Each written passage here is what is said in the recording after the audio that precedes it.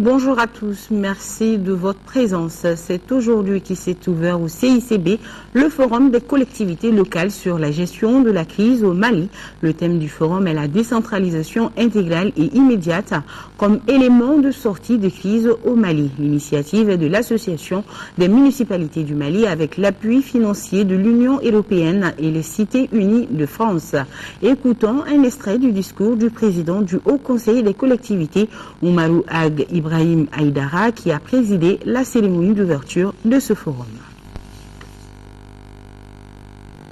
La décentralisation ainsi comprise s'affirme et s'impose, tel un puissant levier pour asseoir l'unité et l'intégrité de notre pays autour des objectifs de développement, de paix, de sécurité, de réconciliation et d'unité. Cette réforme, dont la finalité est l'intégration harmonieuse de notre peuple, s'appuie sur sa diversité et sa pluralité. Il n'est de doute que la thématique du forum vient à son heure au moment où des régions de notre pays sont occupées par des bandes armées avec des revendications indépendantistes et religieuses. C'est dire que la présente rencontre se tient dans un contexte particulier, d'autant que notre pays sombre dans une profonde inquiétude. Il s'interroge et tente désespérément de s'extirper de la chimérique passe qui pose l'hypothèque sur son avenir. Je voudrais dire le devenir de toutes ces filles et de tous ces fils en proie à un doute profond. L'occasion est aussi opportune, mesdames et messieurs, pour saluer la synergie d'action qui sous-tend cette initiative créatrice de l'Association des municipalités du Mali, en tandem positif avec l'Association des collectivités Cercle du Mali et l'Association des régions du Mali, dans la perspective de la mobilisation à grande échelle de toutes les collectivités et de leurs organisations fêtières dans le processus de la gestion de la crise, tant il est vrai que la décentralisation effective, je dis bien effective, est un facteur de paix, de cohésion et de renforcement de l'unité nationale. Oumarou Ag Ibrahim Aïdara était au micro de Daouda Sidiki Diarra, à retrouver le reportage complet dans nos éditions du soir. La nouvelle unité sucrière de N'Soukala SA est en phase de finition. C'est le constat fait par le ministre du Commerce et de l'Industrie en visite sur le site vendredi dernier. C'est plus de 80 milliards de francs CFA qui ont été investis dans sa réalisation et les premiers sacs sortiront d'usine d'ici très bientôt. Candicila a suivi la visite. La mobilisation sur le site du nouveau complexe sucrier matérialise tout l'espoir que suscite N'Soukala pour les populations locales.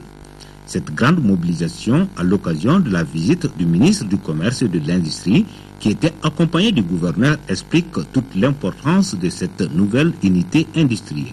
N'Soukala, c'est 80 milliards d'investissements. N'Soukala, c'est 10 000 emplois, dont 600 emplois permanents. N'Soukala, c'est également 105 000 tonnes de sucre. Aussi, le ministre et sa délégation ont pu constater que les travaux sont pratiquement terminés en ce qui concerne le volet industriel. Selon les partenaires chinois, les premiers sacs de l'usine seront disponibles dans les tout prochains jours. Avec cette unité industrielle et celle de Dougabougou, la production du sucre au Mali sera de 140 000 tonnes. Les besoins de consommation sont estimés à plus de 250 000 tonnes par an.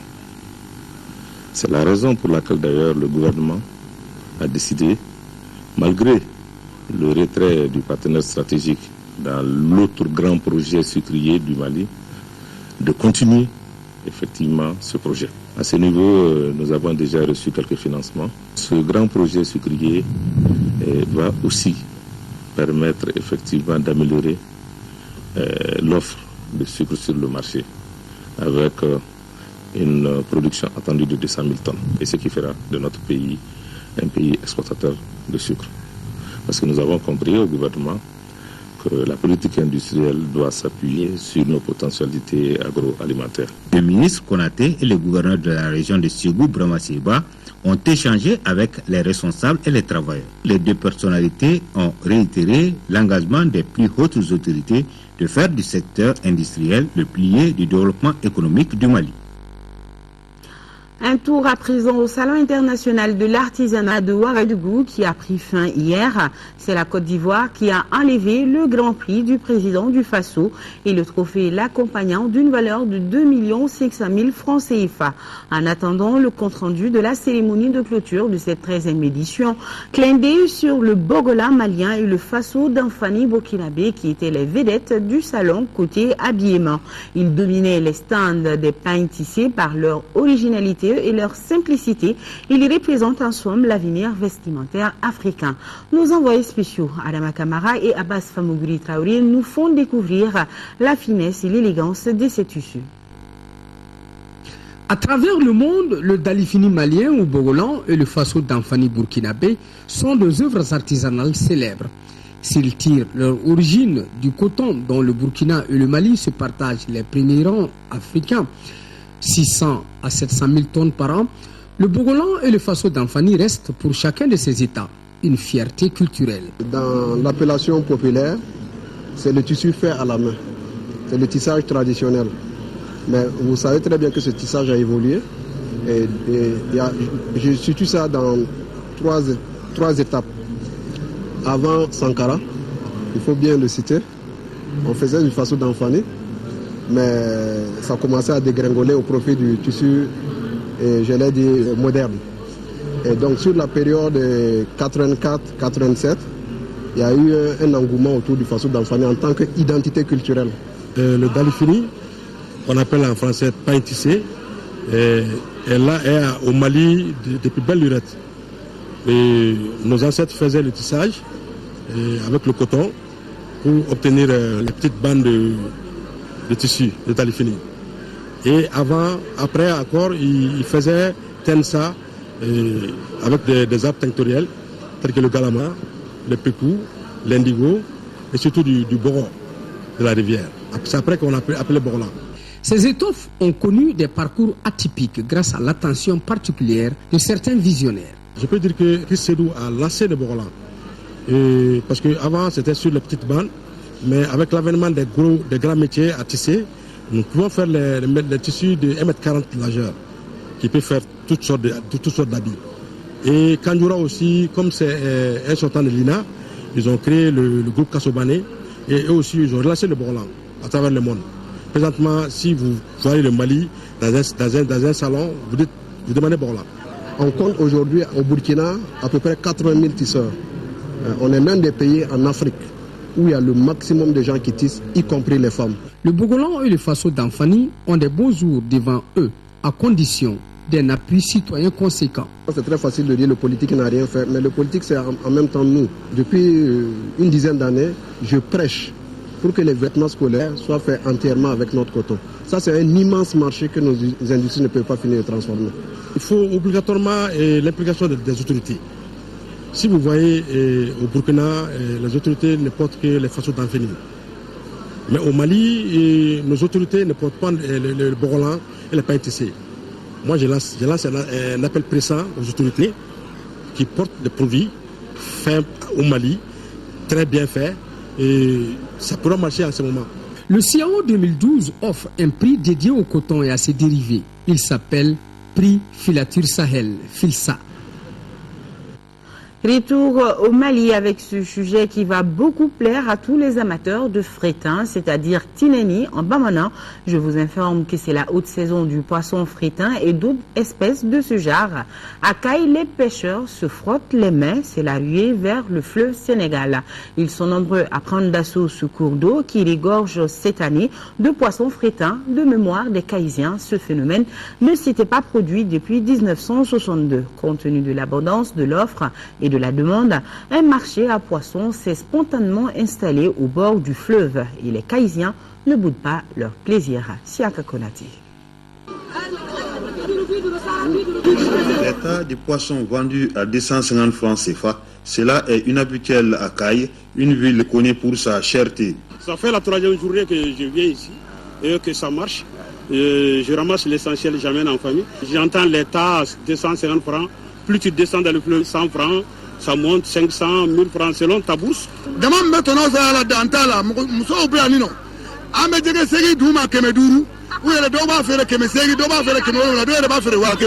Cela obéit à une loi du marché qui veut que les prix baissent quand l'offre dépasse la demande. En effet, du poisson, il y en a en abondance cette année dans la cité des rails, notamment les frétins, les sardines et d'autres espèces. Un phénomène qui ne s'était pas produit depuis les premières années de l'indépendance.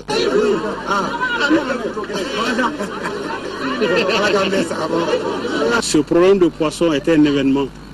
Il semblerait que depuis 58, mais moi j'ai vu 62 quand même. Mais à partir de 58 c'était pire. 62, et cette année en 2012, le poisson était dans le fleuve. Moi je suis venu voir, je suis venu acheter. Et ça va permettre aux Caïsiens résidents à l'extérieur de Caille, à l'extérieur du Mali, vraiment de se souvenir, de se rappeler et que vraiment ce problème de poisson-là, elle est extraordinaire.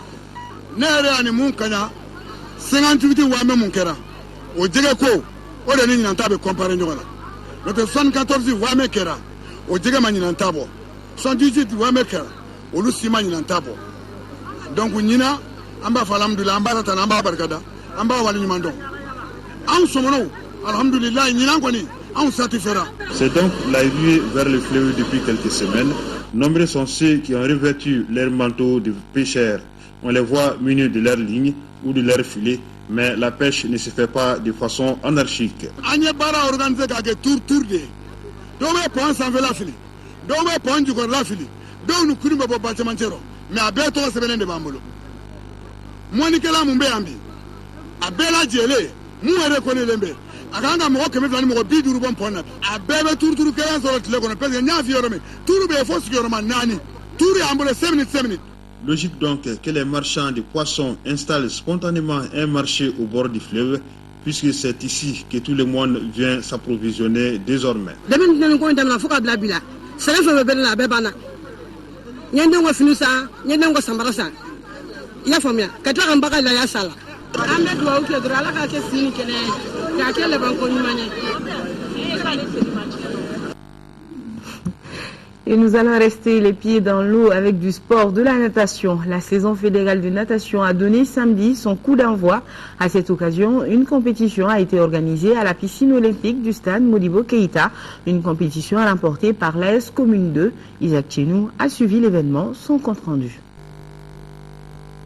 La saison de natation est lancée dans notre pays depuis hier. C'est là la faveur du tournoi Sotelma Malitel qui a vu la participation des clubs de la capitale, à savoir la Commune 2, Aqua Club, Djilong, Dauphin et l'USFAS, en plus des ligues de Ségou et de Koulikoro. Une saison sportive pleine de défis pour la Fédération de natation. 3 défis majeurs pointent à l'horizon pour la natation durant cette année sportive.